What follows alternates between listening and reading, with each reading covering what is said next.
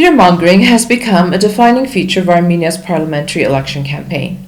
If you listen carefully to some of the domestic and external rhetoric dominating this campaign, the message is simple: be afraid. Be afraid that 300,000 Azerbaijanis are about to move into Armenia. Be afraid that if certain opposition forces win, there will be war.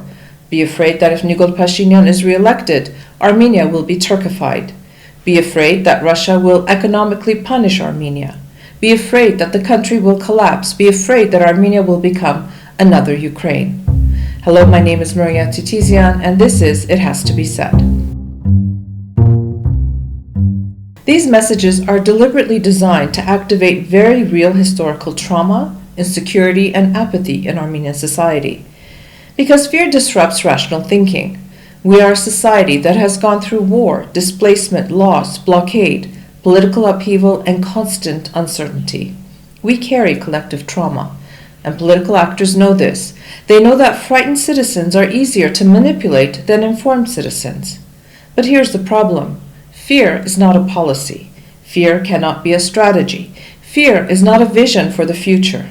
And elections cannot become competitions over who can terrify society more effectively, or who can intimidate, insult, or yell at citizens when challenged in public.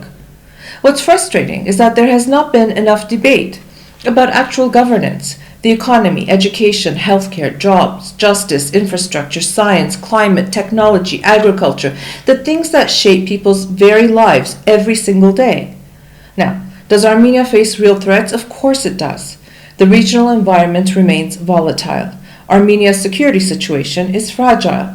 Relations with Russia are being recalibrated, while relations with Turkey and Azerbaijan remain deeply sensitive and uncertain.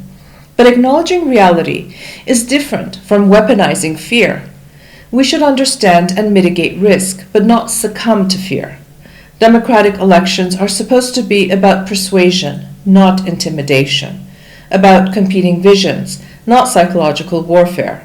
And historically, purely negative campaigns often fail because they produce apathy instead of mobilizing voter turnout.